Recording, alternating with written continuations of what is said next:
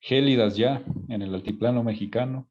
Espero que en otras zonas un poco menos extremadas en cuanto al clima, pero con el gran calor de hogar, porque auténticamente así nos ha hecho sentir el anfitrión de estos programas, Criterios del Poder Judicial, el muy, muy querido y admirado magistrado Luis Vega Ramírez, en esta sección que hoy cierra el año, pues por todo lo alto, como él mismo nos explicará.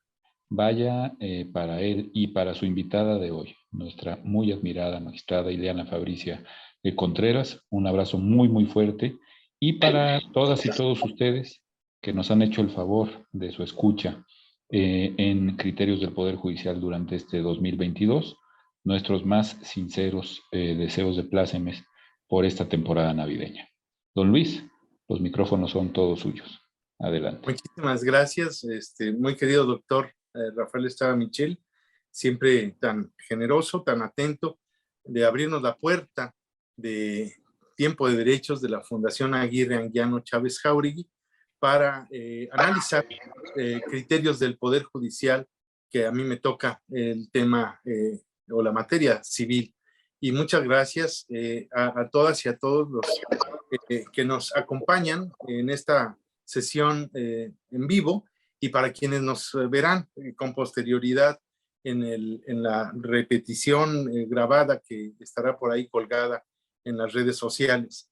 En esta ocasión tenemos una invitada muy especial que nos hizo favor de aceptar participar en este programa, que es la magistrada Ileana Fabricia Contreras Perales. Ella es licenciada en Derecho por el Instituto Tecnológico Autónomo de México.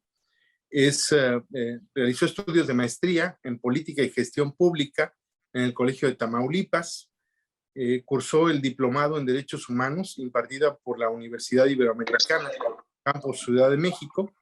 Realizó una especialidad en Derecho Penal y Garantismo en el Instituto Evo y la Universidad de Girona.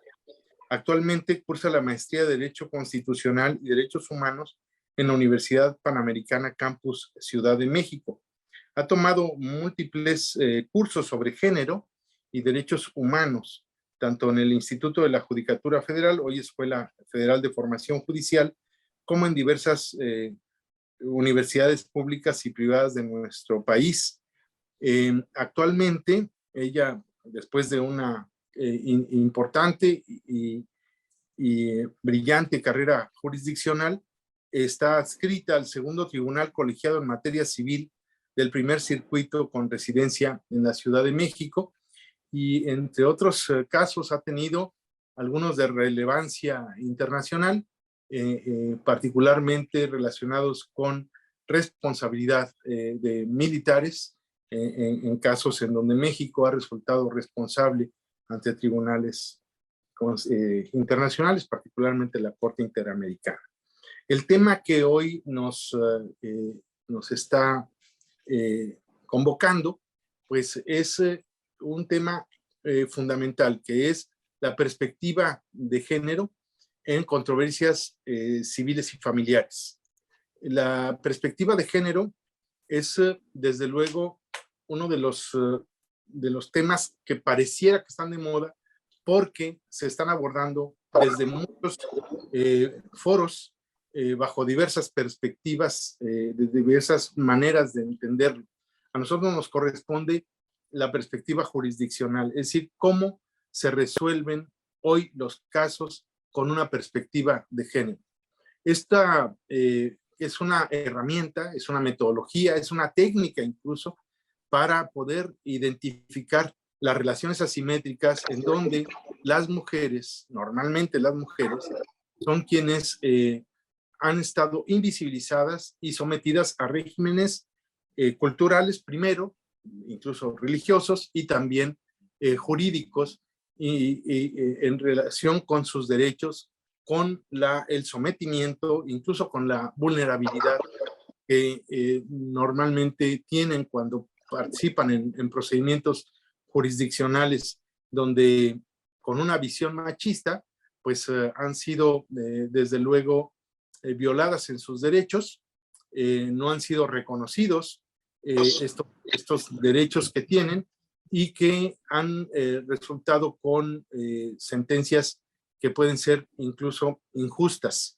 Durante muchos años hemos venido, gracias a movimientos feministas, incorporando visiones cada vez menos estrictas en la aplicación de la ley, más sensibles, y que de alguna manera ponen en evidencia la necesidad de la judicatura de ya no ser tan ciega, ya no ser tan formalista, sino también atender a cuestiones de hecho y del contexto en donde las violaciones se presentan para identificar los derechos de las personas vulnerables. En este caso, la perspectiva de género que habla de las mujeres. La magistrada Contreras ha estado participando últimamente de manera muy activa en foros de análisis y de impulso a la aplicación de lo que es la perspectiva de género.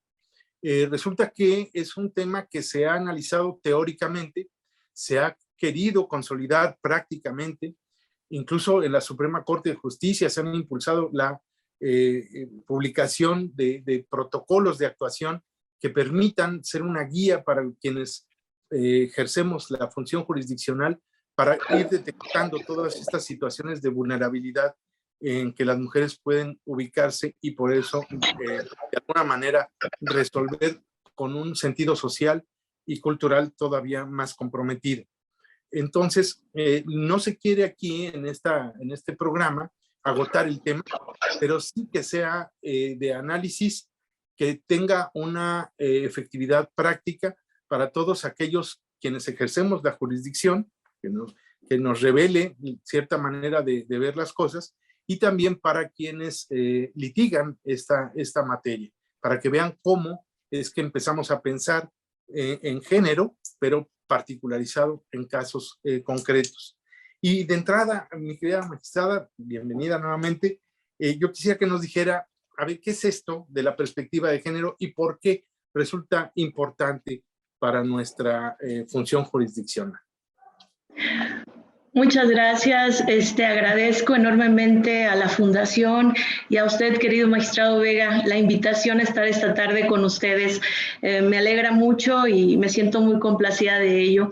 Efectivamente, es un tema muy trascendente. La perspectiva de género es un método de análisis y una herramienta jurisdiccional que ha puesto a nuestra disposición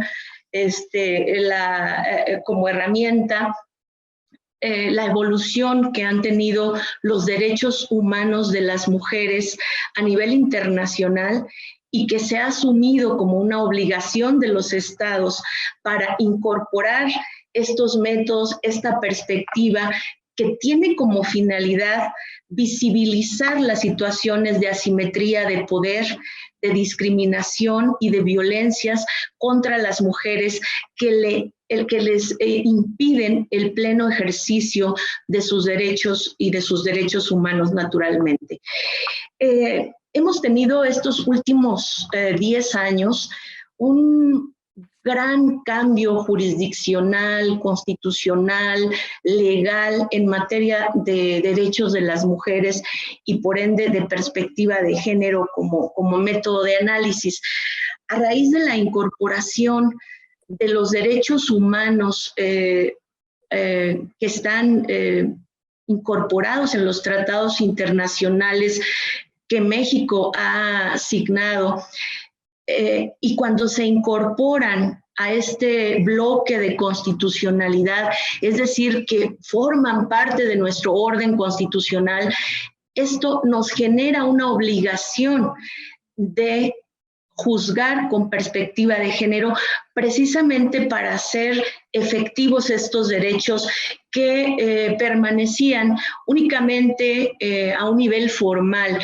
Esto fue una de las problemáticas que a nivel internacional se detectaron y fue por ello que se empieza a crear instrumentos internacionales de protección a estos derechos de las mujeres muy específicamente.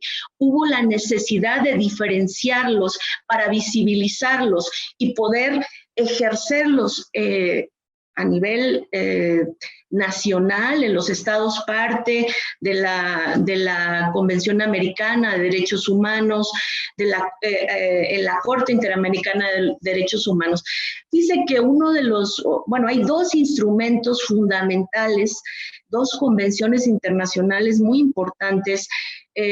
La primera de ellas es la Convención para la eliminación de todas las formas de discriminación en contra de las mujeres. Es mejor conocida por sus siglas en inglés, como la CEDAW, y el Comité para la Eliminación de estas formas de discriminación de la mujer.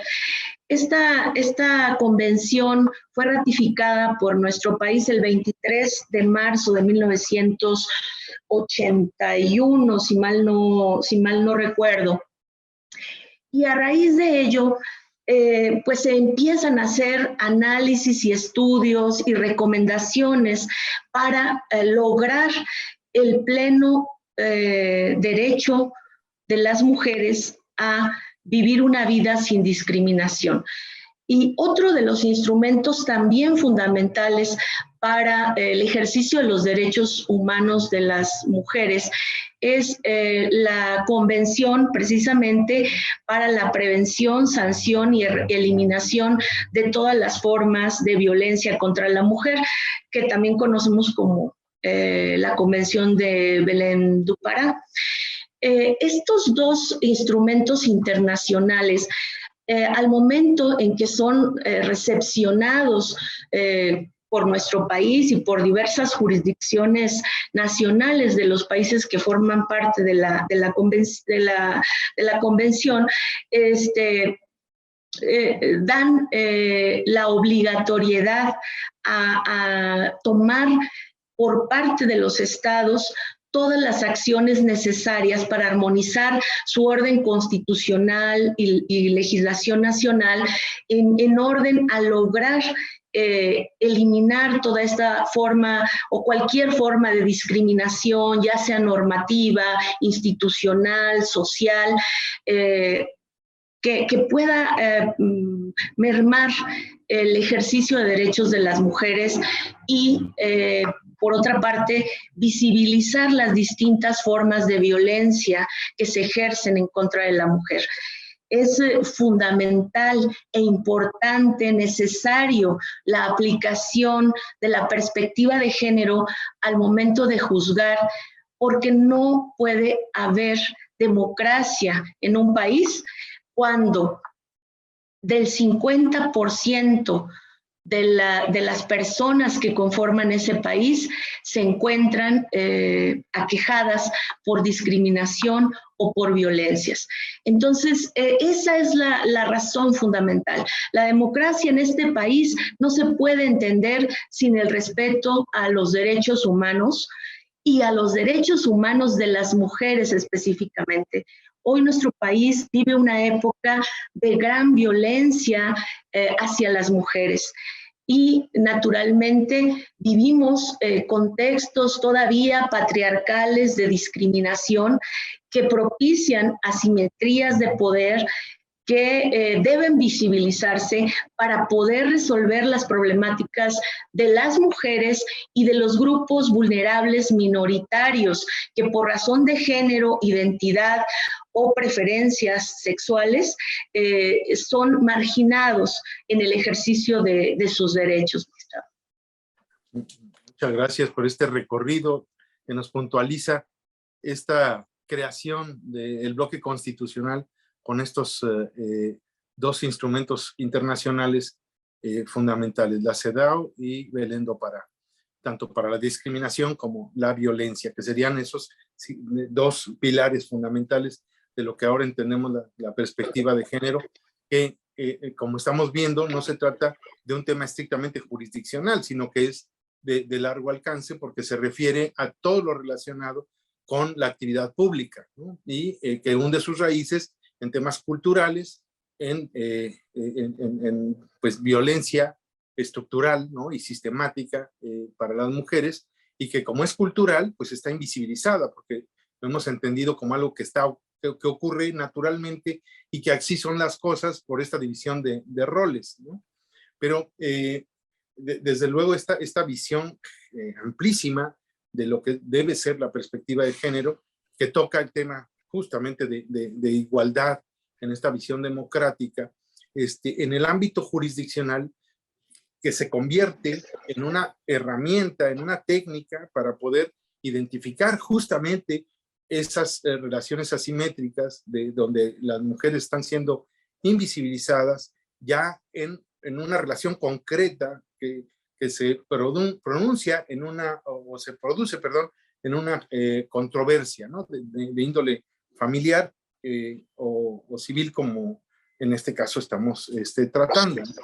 Y en ese sentido, ¿en qué consiste este método? Es decir, ya bajado del ámbito social y digamos, de la cúpula de la teoría política o de la sociología del derecho a una práctica jurisdiccional.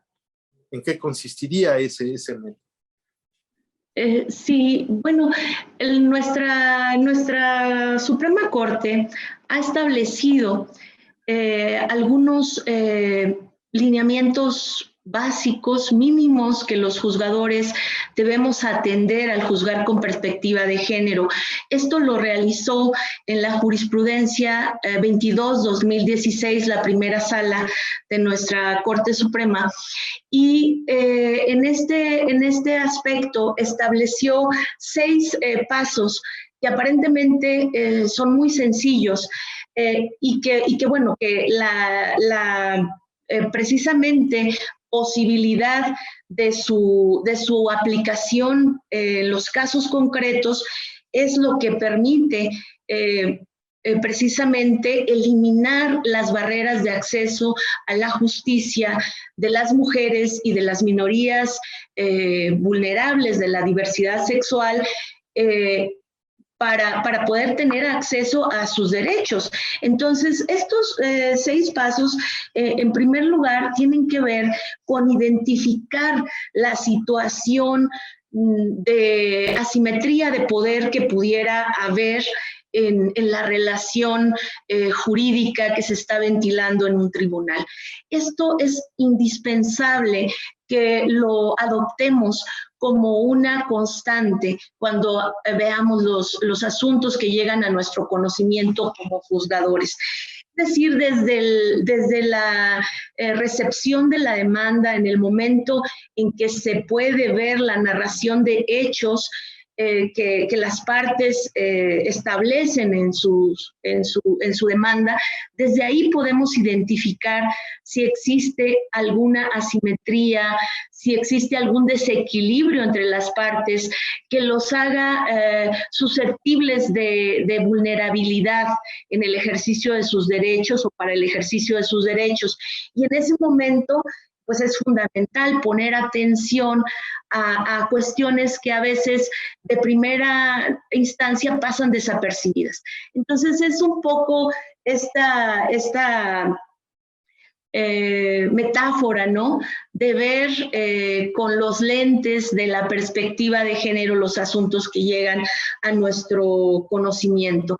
Y partiendo de ello, de ver con esta visión para desentrañar si hay una asimetría de poder, es que el juzgador debe precisamente cuestionar los hechos y valorar las pruebas, despojándolas de cualquier estereotipo de género o prejuicio que se pudiera tener al momento de apreciar y valorar estos hechos y pruebas.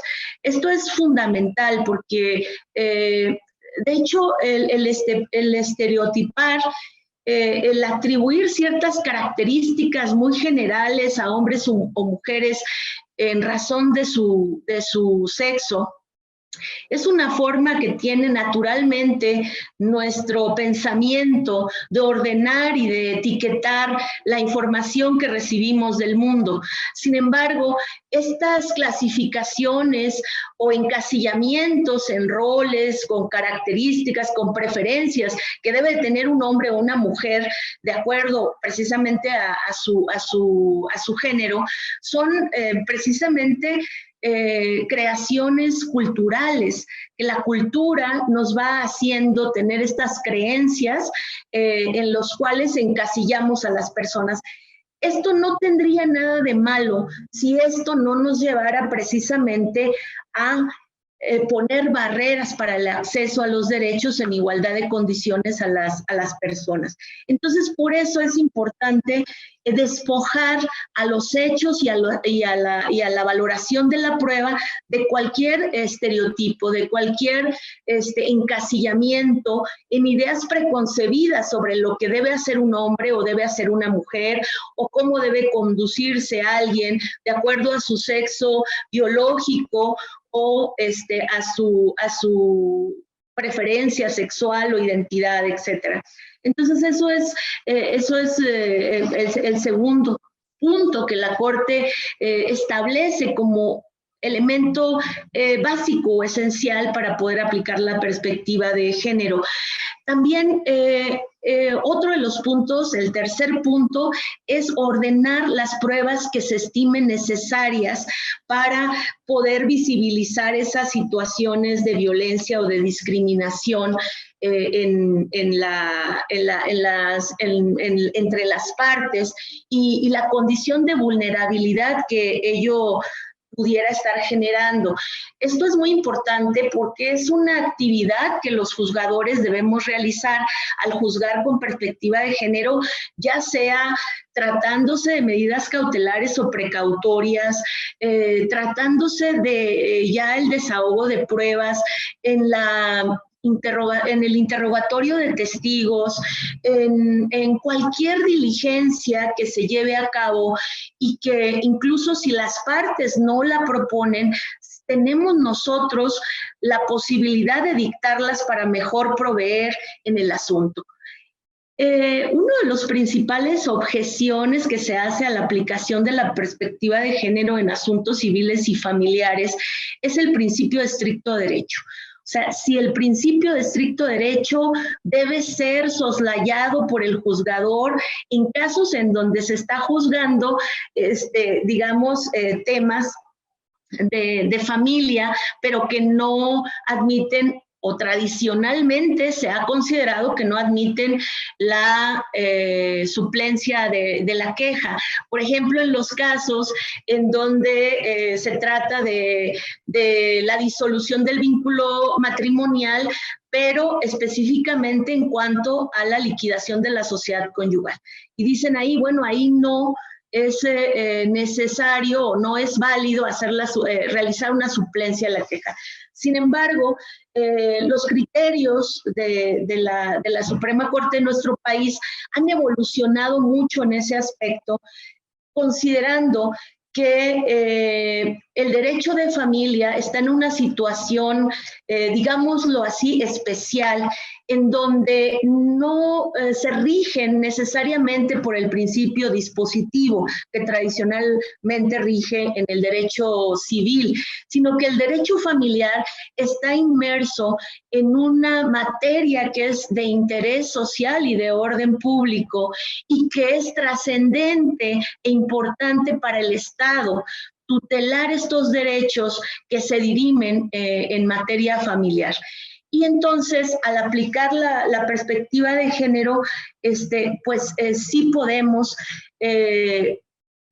dictar pruebas, aun cuando las partes no las hayan propuesto, ya sea que demos vista a ellas con la necesidad de una prueba, por ejemplo, esencial para dirimir la controversia que se plantea, para que ellas acojan esa prueba y la ofrezcan, y en caso de que no lo hagan, debe ser el tribunal quien la proponga y la desahogue, precisamente porque es para mejor proveer en el caso, porque sería una prueba esencial para demostrar algún hecho relativo a las circunstancias, a las condiciones de vulnerabilidad que alguna de las partes pudiera tener con razón o con motivo del género o de cualquier cuestión de identidad o diversidad sexual, ¿no? en determinados casos.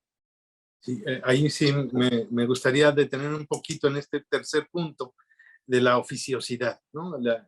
Claro. Que el protocolo para juzgar con perspectiva de género, derivado de los criterios de la Corte, esta jurisprudencia 22 de 2016, nos plantea esta inquietud respecto de el estricto derecho y la suplencia de la queja. ¿Hasta dónde la suplencia de la queja? ¿Hasta dónde los jueces estarían facultados para ordenar pruebas para mejor proveer? Aquí ya nos ha informado que estamos frente a temas sustantivos para la sociedad, que es el interés social, ¿sí? El interés público y el orden público y el interés social. ¿Por qué? Porque está con una visión aún por parte del Estado de proteger a la familia en cualquiera de sus modalidades que hoy tenemos, y sobre todo también no solo a las mujeres como personas vulnerables, sino también a los menores, ¿no? Aquí hay otro componente adicional que la perspectiva de género debe también tomar en cuenta.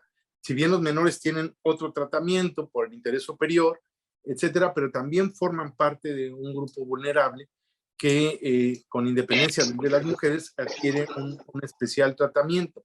Ahora, la crítica o la inquietud que surge es justamente hasta dónde puede llegar un juzgador, una juzgadora, en aplicación de esta metodología, oficiosamente, es decir, sin que nadie se lo pida de manera unilateral, determinar hasta dónde es posible hacerlo. Claro, pareciera que el ingrediente básico sería la protección. El objetivo es la protección y el equilibrio de estas asimetrías, eliminar estas asimetrías. Y desde luego, en las medidas cautelares parece que el tema de la protección no hay duda, ¿no? Por el peligro en la demora y los derechos que deben ser protegidos. Y en materia de probatoria, ¿no? Ahí sí pareciera que cuáles serían los límites de la materia probatoria para poder dar cuenta del cumplimiento de este elemento, de esta herramienta, que no vulnerara el principio de equilibrio de las partes, ¿no? Esa sería...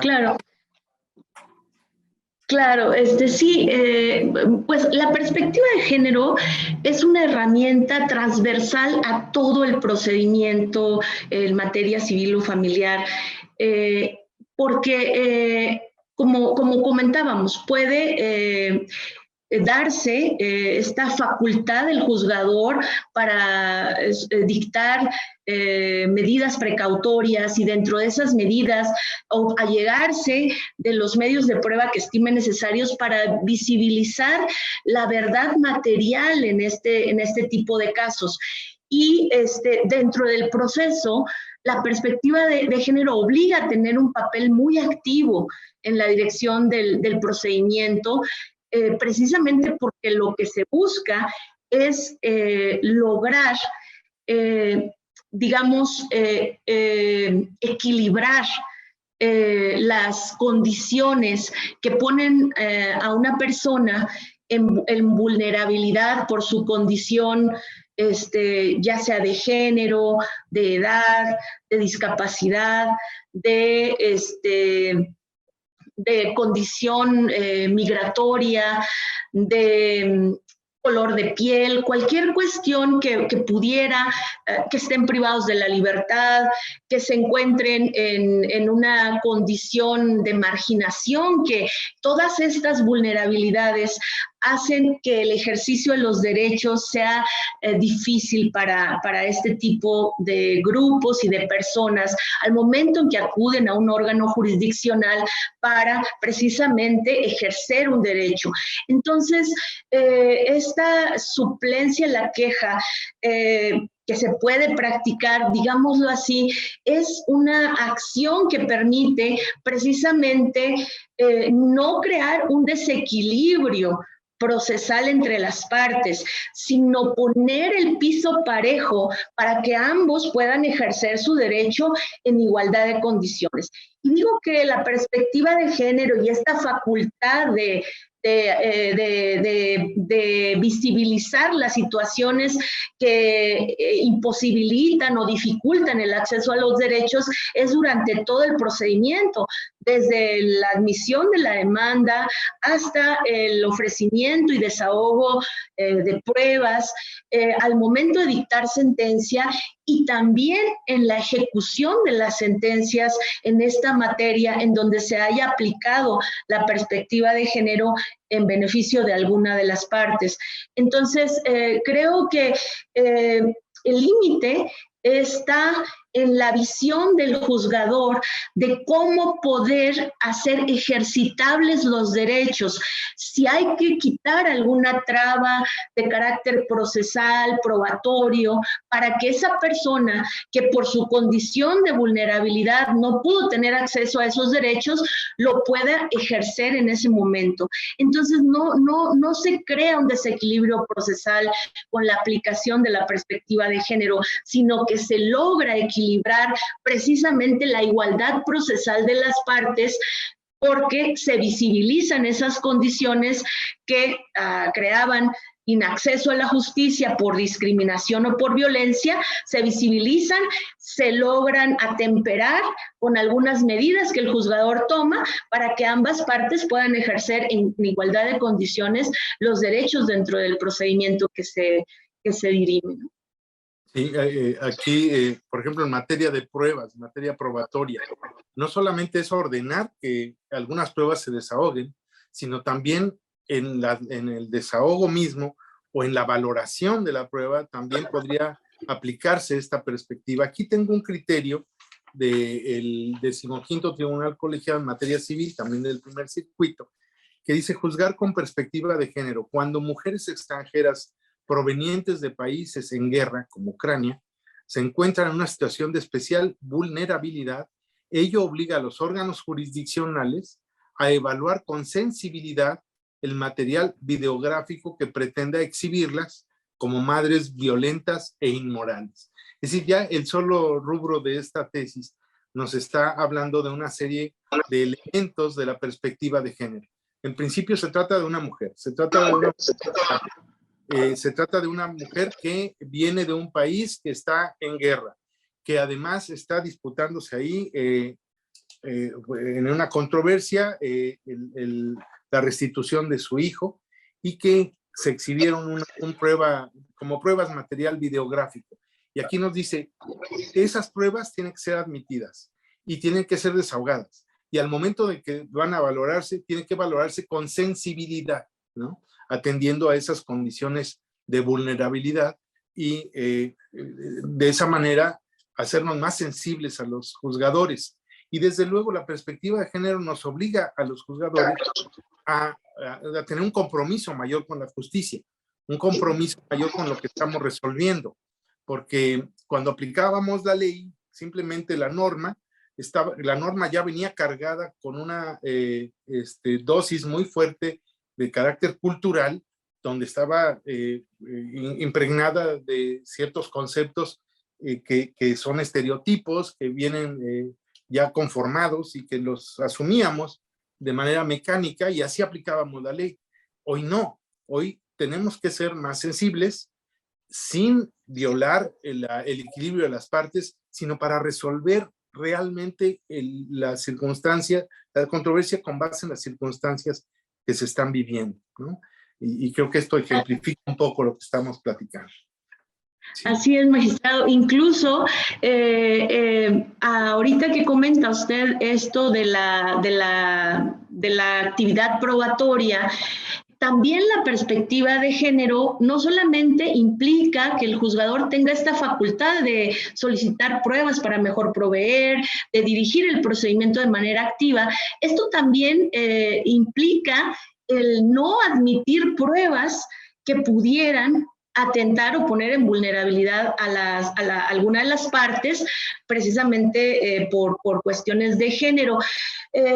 Me viene, recuerdo este amparo en revisión 1621-2010 de la Corte, de la primera sala, que hablaba precisamente de que por perspectiva o con una perspectiva de género se valoró la no admisión de pruebas en un caso en donde se trataba de acreditar el adulterio como causal de divorcio. En ese momento todavía estaba vigente el divorcio a través de causales.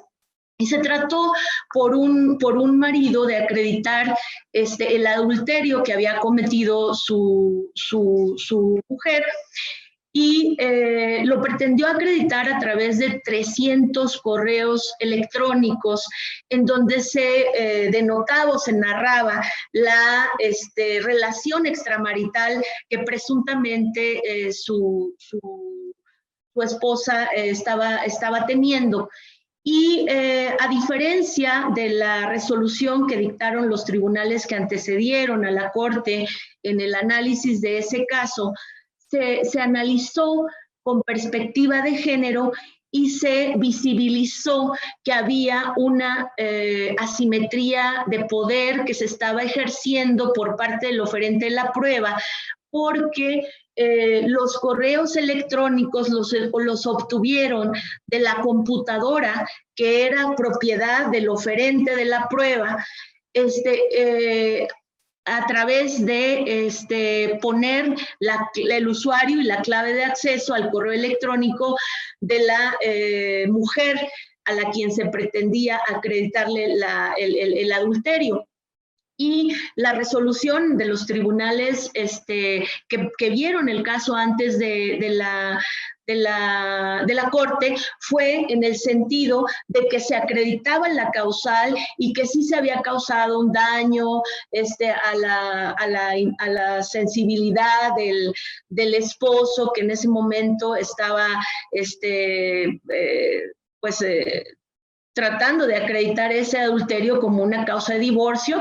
Sin embargo, la Corte visibiliza eso y determina que por la forma en que fueron obtenidos, valiéndose de ese poder que tenía, porque había obviamente un control de tipo económico, y además el equipo de cómputo le pertenecía a él, pero lo usaba ella, y se violó el derecho a la privacidad, y en ese criterio se estableció que precisamente se tienen que visibilizar este tipo de cuestiones cuando hay estas asimetrías y ver cómo repercute las consecuencias en la vida de las personas, y ahí fue interesante porque dirime precisamente que el hecho de estar en un matrimonio no deja de lado o no por ello se pierden los derechos fundamentales de las personas, como puede ser el derecho a la privacidad de una mujer para poder pues, utilizar un equipo de cómputo con certeza de que no tiene por qué ser vigilada moralmente por su cónyuge. Entonces, en ese aspecto es relevante ese criterio y nos indica que tenemos que estar atentos para ver si es necesario mayores pruebas para poder determinar en un caso concreto, pero también es muy importante estar atento a aquellas pruebas que no pueden ser admitidas porque violan también derechos humanos o fundamentales de las personas inmersas en este procedimiento, y en este caso la Corte pues determinó eso. Y esto tiene mucho que ver también con el cuarto paso del método para juzgar con perspectiva de género, que es precisamente cuestionar la neutralidad del derecho y evaluar el impacto diferenciado que esto puede tener en las personas en razón de su género. Es muy importante esto de cuestionar la neutralidad del derecho aplicable en el caso. ¿Qué es lo que vamos a aplicar para dirimir el caso que se pone a nuestra consideración por las partes? Esto significa la neutralidad del derecho. Cuestionar esa neutralidad del derecho significa que hay normas que aparentemente son neutrales, pero solamente aparentemente, y que por el resultado en su aplicación generan una discriminación indirecta a las personas. Ahora recuerdo un asunto que a mí me tocó ver cuando yo era juez de distrito. Era juez de distrito mixto. Entonces tuve un asunto en donde era un asunto agrario, en el que se pretendía que se reconociera el derecho como sucesor preferente de tierras ejidales a una mujer que era sobrina del ejidatario fallecido, y ejerce su derecho a poder ser sucesora de estas tierras. Y con base en el reglamento del ejido, se establecía que como uno de los requisitos para poder suceder al ejidatario era haber trabajado la tierra. Entonces a ella se le negó por parte del Tribunal Agrario su derecho a poder ser declarada heredera, porque no había cumplido con el requisito de trabajar la tierra. Entonces, ese artículo, ese reglamento, aparentemente es neutral, porque no decía que no podían heredar las mujeres, sino que lo establecía como un requisito neutro, acreditar haber trabajado la tierra. Sin embargo, en el resultado, en la práctica, dio un inacceso al derecho de esta mujer, porque evidentemente por roles de género, las mujeres no trabajan la tierra, o al menos no la generalidad de las mujeres. Hay mujeres que trabajan la tierra directamente, pero la generalidad de las mujeres no, sino que realizan labores dentro del ejido y dentro de la familia y dentro de la parcela, que tienen que ver con el autoconsumo, con el cuidado de los miembros de la familia, el apoyo, los deberes de cuidado, ¿no? Que ya han sido determinados como verdadero trabajo y que requieren incluso una compensación cuando se realizan. Entonces, en este caso, eso significa cuestionar la neutralidad de la norma. ¿Y cómo podemos hacer esto en la práctica? Cuestionar la neutralidad de la norma significa ver si esa norma que voy a aplicar perjudica igual siendo hombre o siendo mujer. Es decir, voltear el punto, o sea, considerar qué consecuencias tiene si eres hombre y qué consecuencias tiene si eres mujer, para que de esta manera se pueda contrastar que esa norma probablemente pues no sea neutral, que sí tenga una discriminación indirecta por resultado, y en ese sentido tendríamos que determinar si no se puede armonizar, pues inaplicar esa norma, que es una facultad que tenemos todos los juzgadores para poder inaplicar una norma en casos como estos, ¿verdad? Entonces, ese es el cuarto paso para juzgar con perspectiva de género. El quinto paso es aplicar los estándares internacionales. Detener tantito en el cuarto paso, sí, adelante, que me parece sumamente relevante, porque nos quedamos nada más en el cuestionamiento de la neutralidad como un concepto teórico, y incluso vemos algunas resoluciones en donde se dice que se han analizado la posible neutralidad de la norma aplicable, pero en realidad no se está haciendo. Es decir, llegamos solamente a declarar que lo estamos haciendo, pero en realidad no lo estamos haciendo. Me parece muy importante destacar esta formulita sencilla de análisis, porque decimos que se trata de una herramienta, y la herramienta es eso, algo que nos permite hacer algo bien, de cierta manera, aplicando ciertas formas, cierta metodología.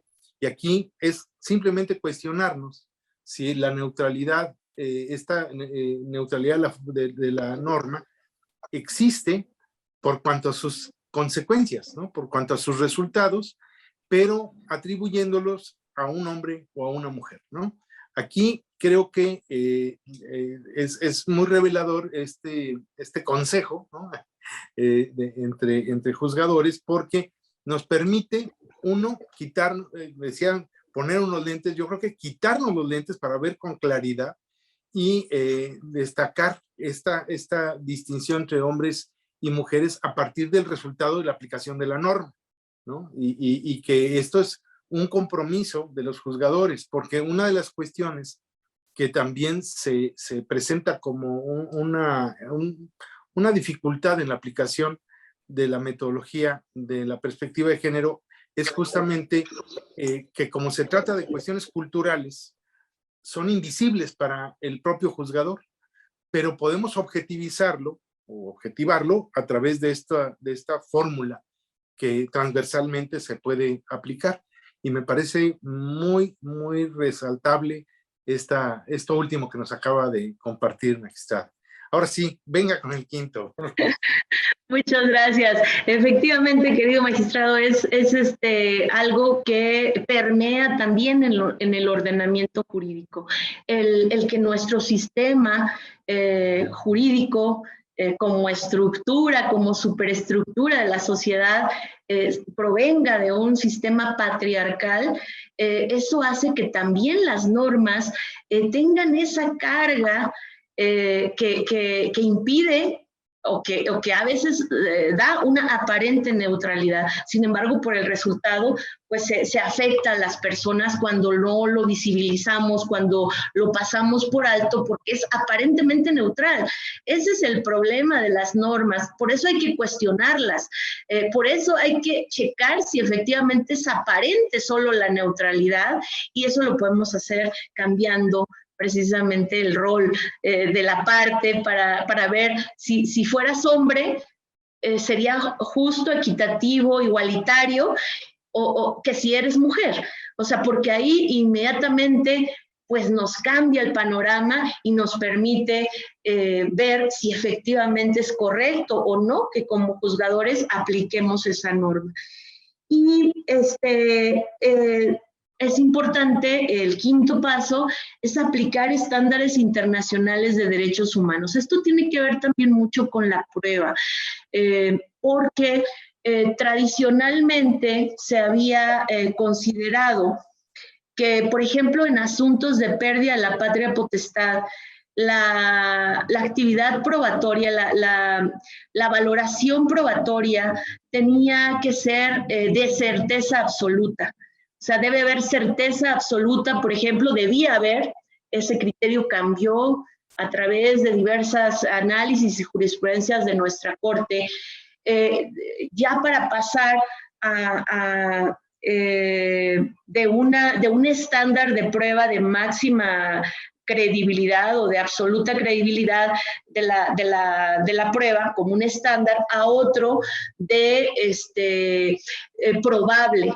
Mientras sea probable el hecho, o sea, que haya una probabilidad posible en que se pudiera o no haber llevado a cabo un hecho, la confirmación de un hecho a través de un medio probatorio, advinculadamente con otros medios, pues podrían generar cierta convicción o certeza para poder decidir en un caso concreto.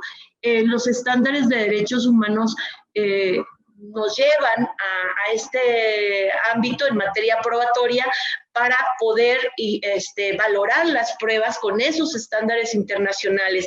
¿Qué pasa? Nuestro sistema, nosotros tenemos un sistema mixto, que es tasado por una parte, es decir, la ley establece expresamente cuáles son el valor que merece cada medio probatorio y que el juzgador debe aplicar, y hay otro que está sujeto a la libre convicción o valoración del juzgador o de la persona juzgadora. Entonces, es muy importante que cuando apliquemos estos estándares, o sea, nosotros analicemos cómo el ordenamiento jurídico que vamos a aplicar, cómo establece que debe valorarse la prueba, y ver si esa valoración beneficia o no la aplicación de la perspectiva de género.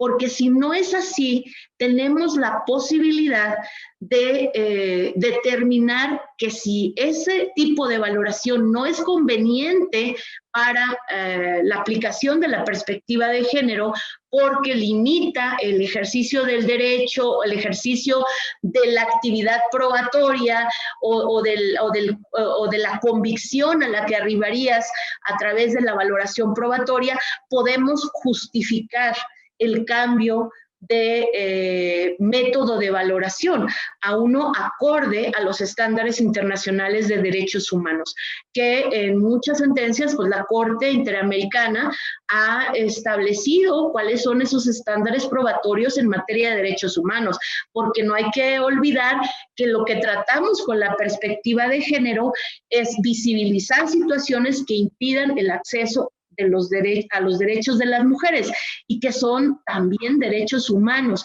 Los derechos de las mujeres también son derechos humanos y se deben tutelar.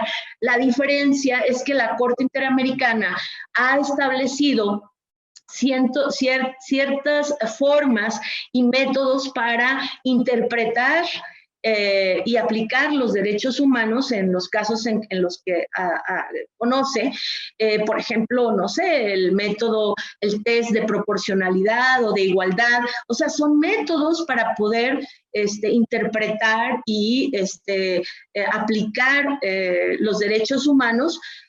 Y en este caso, la perspectiva de género es un método también para poder aplicar o hacer ejercitables los derechos humanos de las mujeres, y por eso tenemos esa apertura para poder modificar el sistema normativo que nos tasa una valoración de prueba cuando ese es incompatible con el pleno ejercicio de algún derecho. O sea, es nuestra moderación o modulación de nuestra capacidad valorativa en un procedimiento, siempre justificando, motivando adecuadamente por qué tenemos que hacer ese ajuste para poder lograr que se conozca plenamente la verdad material en un juicio en donde está involucrados discriminación, violencia o algún tipo de vulneración a los derechos de las personas por género o por identidad o por preferencia sexual. Ahí vemos cómo nuestro legislador ordinario pues ha quedado corto en el manejo procesal de todo digamos, la cuestión probatoria, ¿no?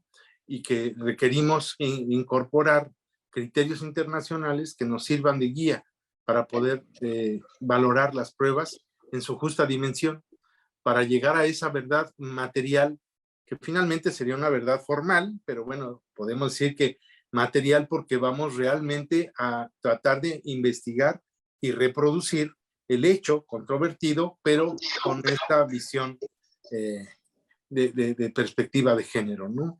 Y me parece también muy importante. Ahora viene un sexto.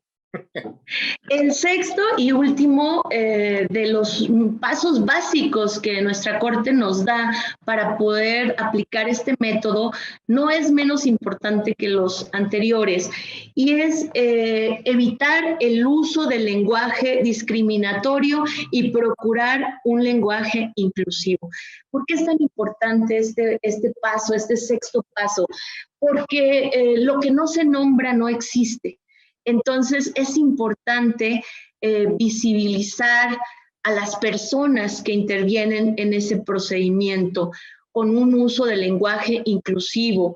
Por ejemplo, en nuestro juicio de amparo, cuando hablamos de el quejoso, tendremos que visibilizar cuando se trata de una quejosa, cuando se trata de una persona de la diversidad, tendremos que poner atención en cómo se identifica esa persona, ¿no? Para poder referirnos a ella con un lenguaje inclusivo y evitar en nuestras resoluciones o en los escritos o en cualquier manifestación jurídica que hagamos en las audiencias, tratar de evitar cualquier uso del lenguaje que pueda ser discriminatorio hacia las personas. Y esto es muy importante porque poco a poco se debe ir creando una cultura de la inclusión y del respeto a la diferencia, porque no se trata de una igualdad absoluta entre hombres y mujeres, porque evidentemente hay circunstancias de diferencia entre hombres y mujeres, pero precisamente la igualdad se llega o se logra a través del respeto a las diferencias de las personas. Entonces, el lenguaje inclusivo nos permite hacer ese respeto a la diferencia entre las personas para poder ir creando y sentando estas bases que permitan visibilizar e identificar estas situaciones que no deben acontecer ni en la familia, ni en la sociedad, ni en las instituciones, ni en el trabajo, porque limitan precisamente a las personas en el ejercicio de sus derechos. Y pues eso es lo que estamos tratando continuamente, cada uno en el ejercicio cotidiano de la función que uno desempeña, ya sea como abogados postulantes, como catedráticos, como directivos en alguna organización, o en nuestro caso como juzgadores, pues estamos trabajando día a día, o debemos trabajar día a día, para que esta cultura cambie, esta percepción de la sociedad respecto a los hombres, a las mujeres, a las personas de la diversidad, pues que se aprecie de una manera distinta, respetando estas diferencias y de ninguna manera ejerciendo actos discriminatorios o de violencia contra estos miembros de estos grupos. Estos 6 pasos son los básicos que podemos llevar a cabo para juzgar con perspectiva de género. Es importante decir que estos pasos de este método no tienen un orden preestablecido. O sea, pueden aplicarse en un orden distinto dependiendo de las necesidades de cada caso que se somete a nuestro escrutinio, a nuestra consideración. Se pueden aplicar todos o algunos de ellos. No necesariamente es indispensable para cumplir con el método aplicar todos y cada uno en una sola resolución o determinación. Sin embargo, es lo deseable, es lo básico que podemos hacer como juzgadores para efectivamente dar una igualdad procesal, un piso parejo para las partes en los procedimientos y cada uno, de acuerdo a nuestra sana crítica, a nuestra experiencia jurisdiccional, tendremos que ir avanzando y poniendo en práctica métodos innovadores para poder abrir este espacio de derechos a los justiciables, a las personas que someten sus controversias en materia civil o familiar a nuestra consideración. Y esto es totalmente compatible porque los derechos humanos no admiten interpretaciones tradicionales.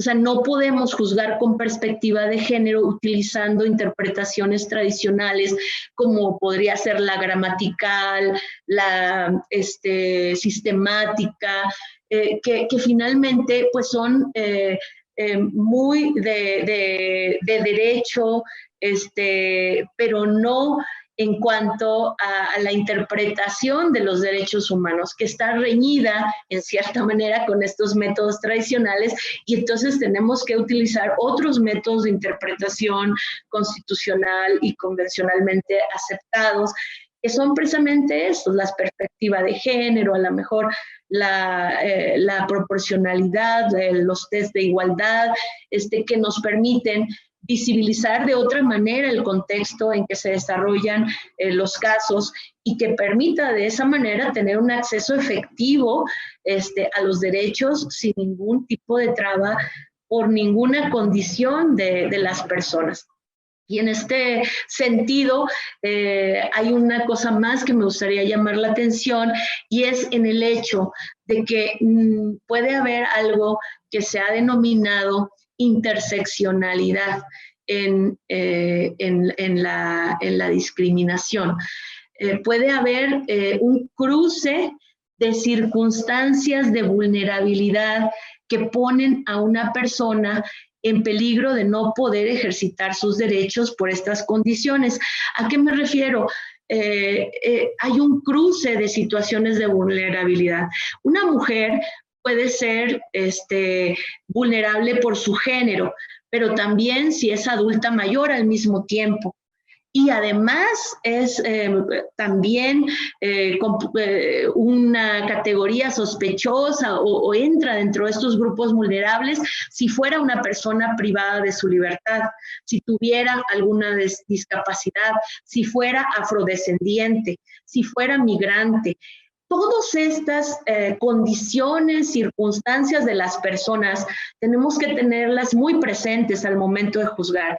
Tenemos que ver el contexto precisamente para ver cómo se desarrolla la vida de las personas y si esas condiciones que forman parte de ellas mismas pudieran estar mermando su capacidad para ejercer algún derecho.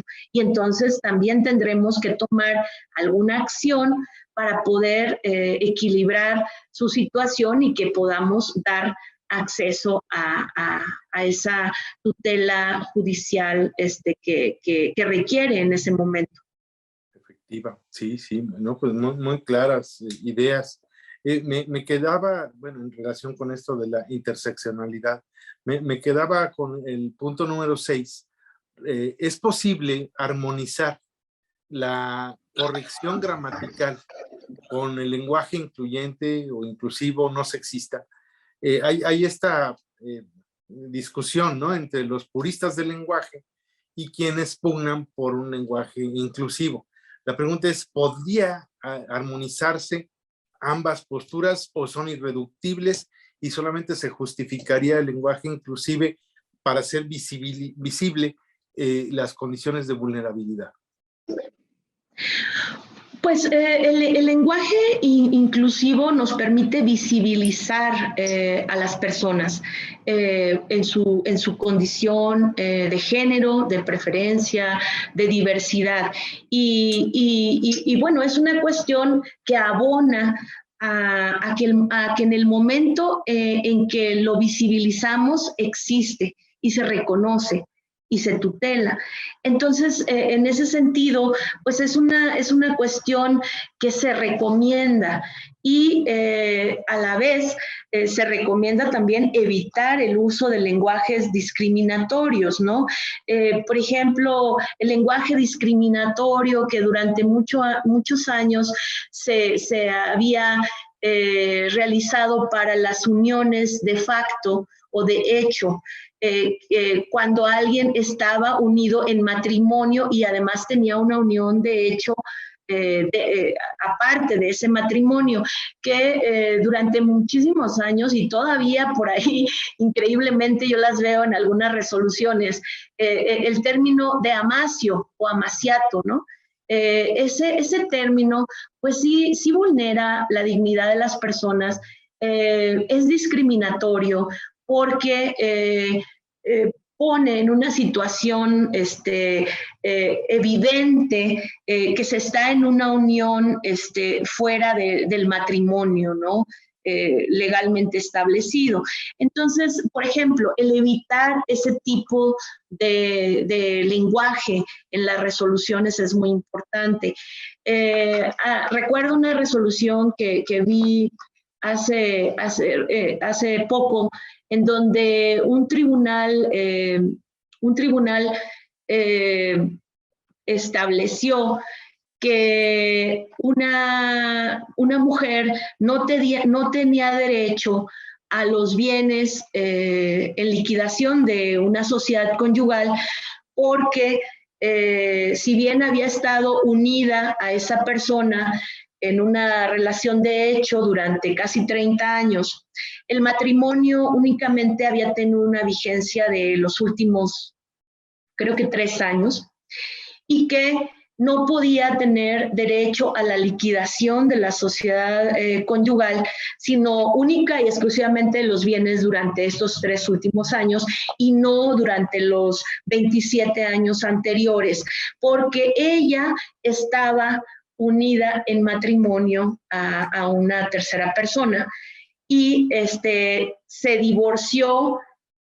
Hasta que se divorció, se casó con con la persona con la que vivía una relación de hecho, un concubinato, pero el tribunal establecía que se trataba de un amaciato y que no podía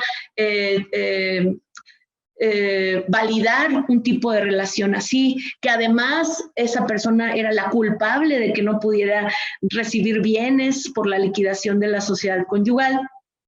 Y bueno, todas estas cuestiones pues son un uso del lenguaje discriminatorio en donde se revictimiza a las personas.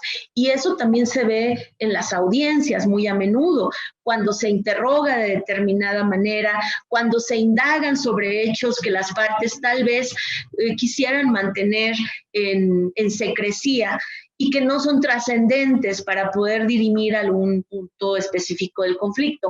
Entonces, ahí hay que tener cuidado no solo en las sentencias, sino también en las audiencias, en las comparecencias de las partes, cómo nos dirigimos a esa parte.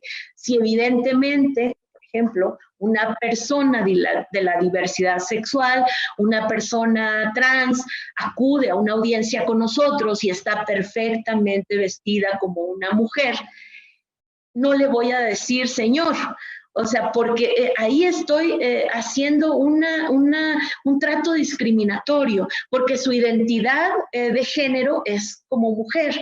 Y entonces, pues, tendré que dirigirme, o sería deseable que me dirigiera a esa persona como ella se identifica, ¿no? Como ella se considera, y si se está vistiendo como una mujer, pues es que pretende ser reconocida como una persona con identidad de género femenina.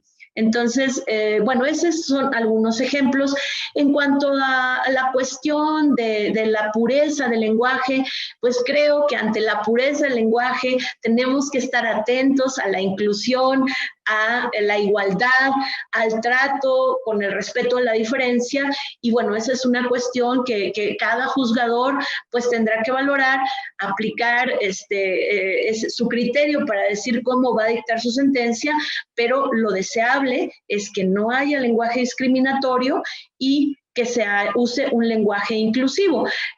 Tal vez a muchos no les guste decir todes o niñes o algún tipo de modificación al lenguaje tradicional que implique inclusión, pero finalmente eso se puede solventar hablando de todas las mujeres y todos los hombres, ¿no? O sea, puede hacerse esto y señalar tanto a las partes que son mujeres o que son hombres o que son parte de una identidad de género distinta, ¿no? Que se pretenda, ¿no? Entonces sí hay posibilidad de armonizarlo, ¿no? Sí, podemos armonizarlo. Como vemos, la perspectiva de género pues da para muchísimo, ¿no? Ahora nos hemos centrado en las mujeres, ¿no? La pregunta es si la perspectiva de género también puede aplicarse para hombres o solamente para mujeres. La respuesta es contundente y definitivamente sí. La perspectiva de género se puede aplicar a todas las personas que por su condición de género, preferencia sexual o identidad acudan a un procedimiento para que sean tutelados sus derechos. Hay un caso es un amparo en revisión 807-2019, la primera sala, en donde la primera sala analiza un procedimiento de guardia y custodia de una menor que nació en una familia conformada por dos mujeres. Cuando estas dos mujeres solicitan el divorcio, establecen un convenio en donde se señala como condición para retirar el pago de la renta de la vivienda familiar, el hecho de que su excónyuge tuviera una nueva relación y que llevara a este tercero a vivir a ese domicilio, que en ese momento podría dejar de cubrir el monto de esa renta, que era parte, así se estableció en la cláusula de un convenio. La Corte aquí visibilizó que había una situación de asimetría de poder, porque una de las mujeres había asumido el rol de ama de casa y la otra de proveedora, y que esta, la que ejercía el rol de proveedora, estaba pretendiendo aprovechar de una situación de poder sobre la otra para poder fiscalizar o supervisar o limitar sus relaciones futuras, condicionándolas a el no pago de la renta de la vivienda donde habitaba su hija, en caso de que ella tuviera una nueva relación y que cohabitaran en ese domicilio. Entonces, bueno, ahí se aplicó la perspectiva de género en el caso de dos mujeres que evidentemente pues, tienen el mismo género, aunque una preferencia sexual distinta, y otro caso en donde también se ve mucho más esta perspectiva de género y que no aprovecha solo a las mujeres, es en el caso de la Corte Interamericana de Derechos Humanos, Fornerón e Hijas contra Argentina.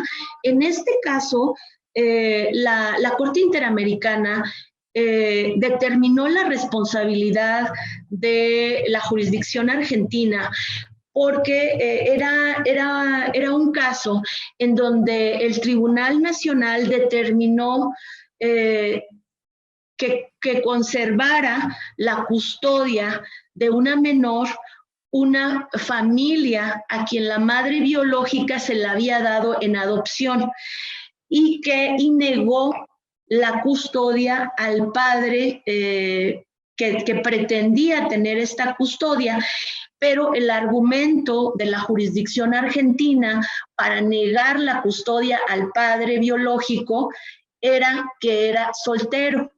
Entonces, la Corte Interamericana determinó que esta decisión de negar bajo el argumento de que era un hombre soltero estaba prejuzgando respecto de las capacidades para poder asumir la paternidad de manera individual, las capacidades y le establecía pues como una limitación a este ejercicio de su derecho de patria potestad y de custodia de una hija biológica, ¿no? Entonces, pues hubo una condena a la jurisdicción argentina, en este caso, en donde la perspectiva de género se aplicó y se aplicó en beneficio de un hombre. Es por eso que también nosotros como juzgadores tenemos nada más que visibilizar estos estereotipos, estos roles de género que se aplican muchas veces desde que se promueve una demanda, las partes hacen ciertas manifestaciones y tienen ciertas pretensiones basadas en estereotipos de género. Era muy común anteriormente que en todos los asuntos de divorcio siempre el marido decía, es que no me atiende, es que no cumple con sus obligaciones, la casa está sucia, no me lava, no me plancha, ¿no? Ella no merece que se le tutele ningún derecho, pues porque ella nunca cumplió con las obligaciones del matrimonio.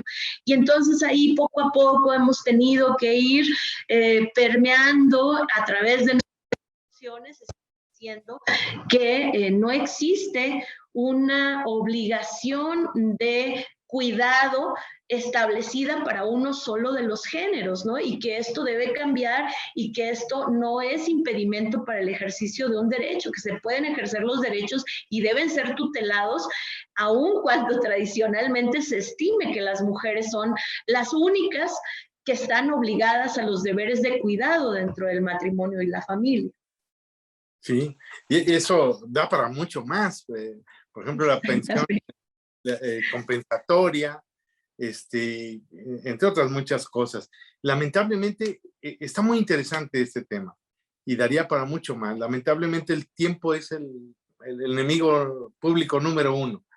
Y yo quisiera, pues, no sé si el señor director, don Rafael Estrada Michel, quiera decirnos algo, comentar Pues, algo o ya cerrar la sesión. yo no dirijo más que mis ojos a conversatorios de la altísima calidad del que ha tenido querida magistrada, querido magistrado. Simplemente leer un comentario también de una alta calidad por parte de una estudiante, una jurista muy, muy estudiosa de estos temas, que es Fanny Urbina, que recuerda lo siguiente. Buenas tardes. Para no ir tan lejos, México fue uno de los 16 países que se abstuvo de votar en la Comisión de la Condición Jurídica y Social de la Mujer de las Naciones Unidas para condenar el maltrato de mujeres por parte de la República Islámica de Irán. Es un grave retroceso. Creo que tiene toda la razón. Y otro jurista muy estudioso y brillante, José Luis Alcántar, que envía su felicitación a la magistrada por compartir su experiencia y conocimiento de la perspectiva de género. Ella misma rompe paradigmas sociales y culturales. Tiene una pregunta. Aparte de las convenciones ya tratadas por ella, ¿qué tan importante considera que es el entendimiento histórico-social a la hora de dictar sentencias? Y envía un abrazo de nueva cuenta. Muchas gracias, con mucho gusto.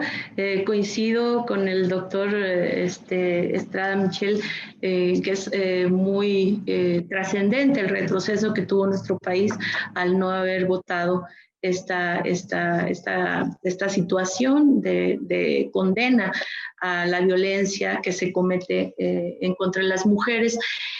Naciones Unidas, y por otra parte, naturalmente que es fundamental que los juzgadores veamos este contexto histórico del problema de la violencia y de la discriminación en contra de las mujeres. No se puede pensar la historia de este país, la evolución de las luchas de las mujeres, sin advertir estos contextos de discriminación y de violencia.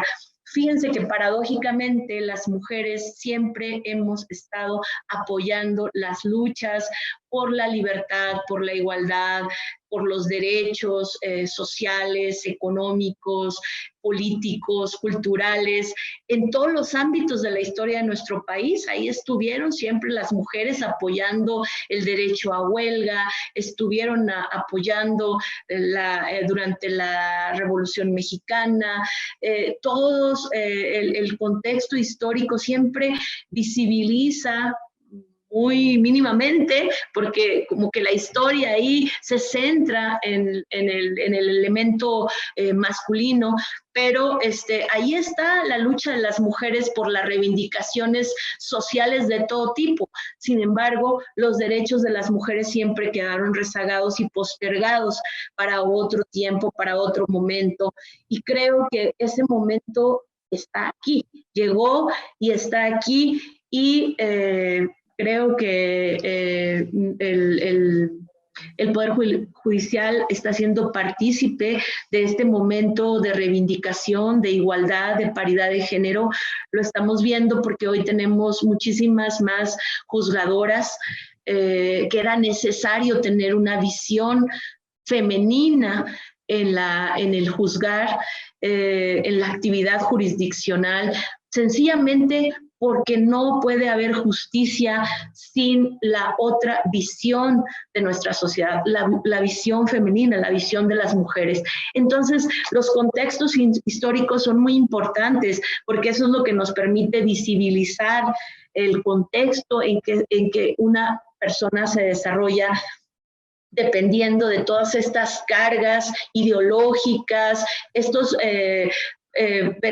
prejuicios que se van formando de generación tras generación, y el visibilizarlos nos permite modificar las circunstancias para que las personas puedan ejercer absolutamente su igualdad sustantiva en esta sociedad, hombres, mujeres y personas de la diversidad,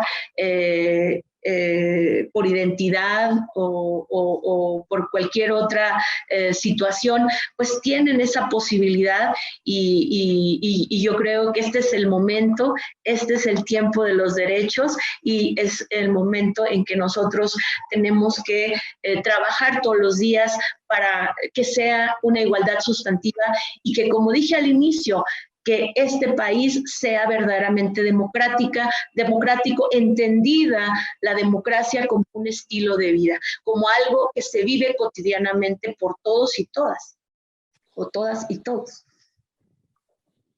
Muchísimas gracias, magistrada. Efectivamente, que ninguna expresión de la dignidad humana, que ninguna expresión de la condición humana, cualquiera que ésta sea excluida del goce de las prerrogativas fundamentales. Le agradecemos muchísimo haber estado con nosotros, y vamos a dar paso a la entrega a este diploma que nuestra anfitriona de la Fundación Aguirre Azuela Chávez Jáuregui por los Derechos Humanos se honra en entregarle.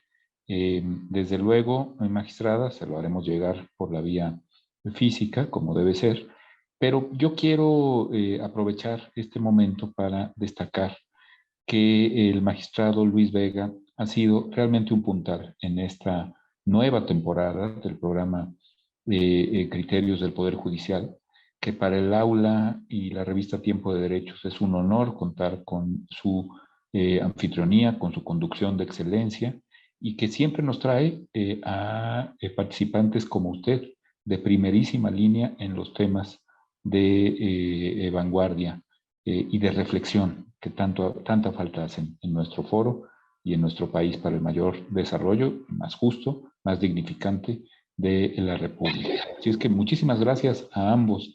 Ha sido un placer tenerlos en este cierre del año 2022 con nosotros.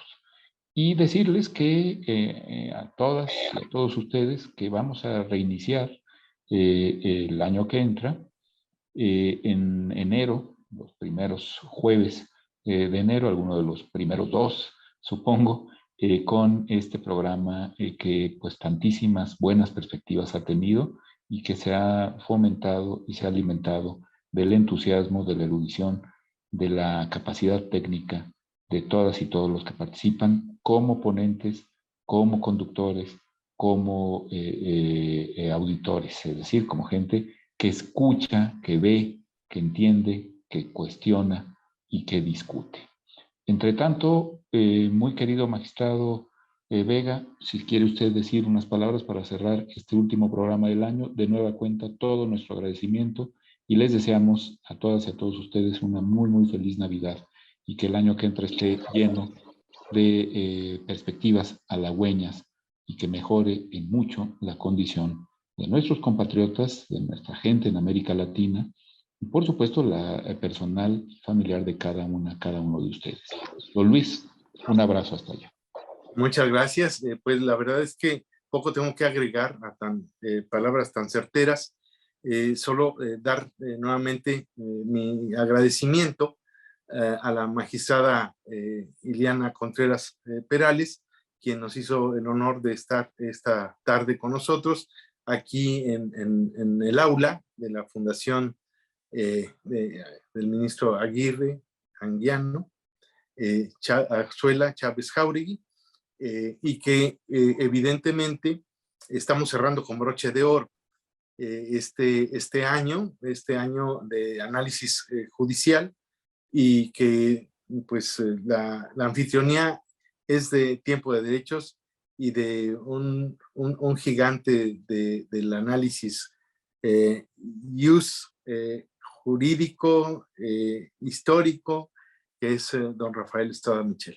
Le deseo a todos nuestros amigos y amigas que nos siguen en estos programas una muy feliz Navidad, que nos vaya bien a todos, a todas, y como bien decían, a nuestro país. Ojalá que todas las bendiciones caigan sobre nosotros. Muchas gracias. Muchas gracias a ustedes. Un abrazo con mucho cariño para todos.